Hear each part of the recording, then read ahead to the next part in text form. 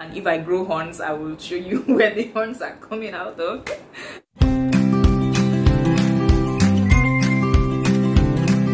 Well, hey there, welcome to my channel. If you are a returning subscriber, I'm happy to have you back here. And if this is your first time on my channel, welcome home. I'm sure you will love it here. My name is Dr. Chituruweche. I make health related videos that give you information to make better health choices for yourself and for your family. And if this is something that you're interested in, then definitely keep watching. So COVID has been with us for over a year now and has wreaked a lot of havoc in our personal lives, in our communities, in the economies of different nations, you know, as a result of all of the lockdowns that have been imposed, and a lot of the fact that a lot of services and goods were not either sold or services have not been provided, and this has led to a reduction in income of many people.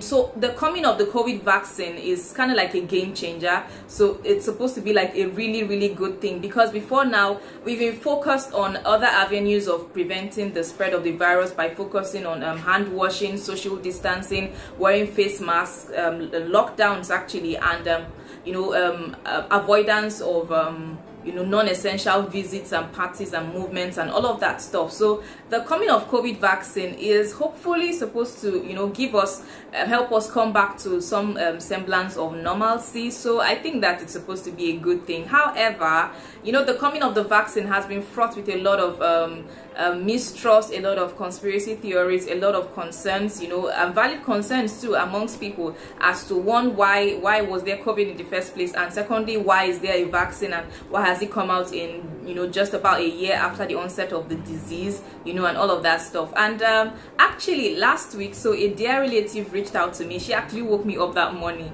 So she called me that morning to tell me that she had learned of some adverse effects among some people who had taken the vaccine, how that some people had developed blood clots and all of that stuff, and that maybe I should hold off taking the vaccine. So because of that, I'm like, okay, maybe let me listen to what she has to say and do a little bit of research about it and find out what the truth is about this, instead of just focusing on what people say and what people broadcast on social media and WhatsApp and all over the place, right?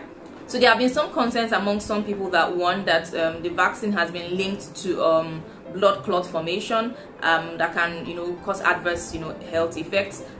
And then some people have also carried stories about how the virus is supposed to affect our DNA and make us mutate, or maybe potentially cause cancer and all of that kind of stuff. So that's what I'll be talking about today, right? Hey, wait a minute. If you like this video, you like what you are getting at the moment, I'd like it if you tap that like button and you hit subscribe. Thank you very much. So it is true that in Europe that a number of people who have received the vaccines have been observed to have some blood clotting problems. However, the number of blood clotting problems is actually really small compared to the millions who have actually received the vaccine. So less than 50, I'm saying 50 to be modest, because when I read about it, I think it was less than 40. So less than 40 people have actually had these issues with the blood clotting, and that's versus millions of people who have received the vaccine. And I think that it was also said that it hasn't been deep, and the blood clot problems that these people had hasn't been directly linked to the virus yet. And then it's also been found out that the incidence, that's the number of cases of this blood clot formation amongst people who have received the vaccine compared to the number of cases amongst people who have not received the vaccine, is not significantly higher.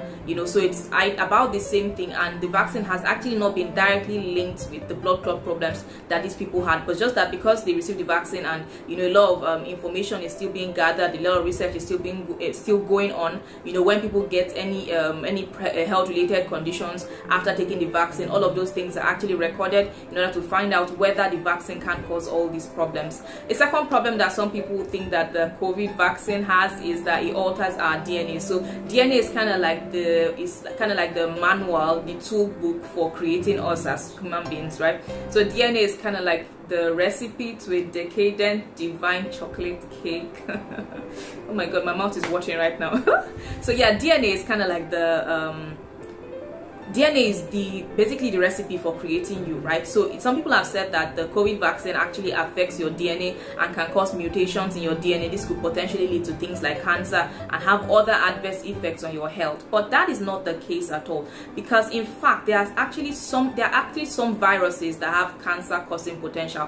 One of them is HIV, is linked to some types of cancer. Another is human papilloma virus called HPV, has been linked to cervical cancer as well. But the COVID virus itself, I've not seen any literature so far that has linked the COVID virus or the vaccine with genetic mutation. So that is not correct as of the time when I'm filming this video. So there's nothing of the sort. So there have been actually, some people have actually had some reactions, you know, following taking the vaccine, and hopefully I'll talk about those in another video.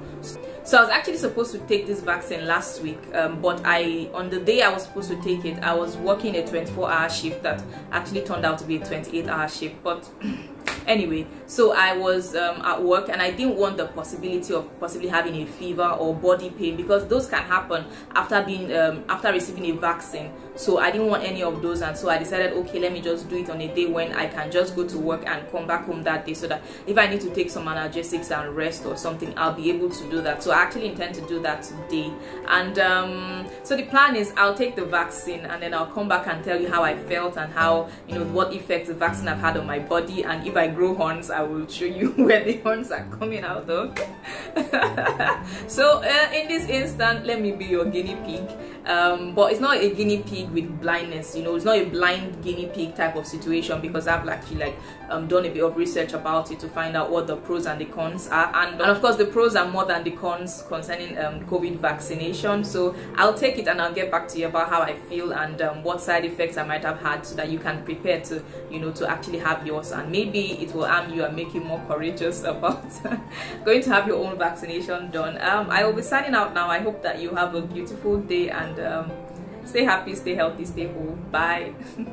Wait, just hold up 2 seconds. If you like my video and you like the information that you are getting so far, I'd appreciate it if you tap the like button and subscribe to my channel, so that I'll give you more of this kind of information going forward. Thank you.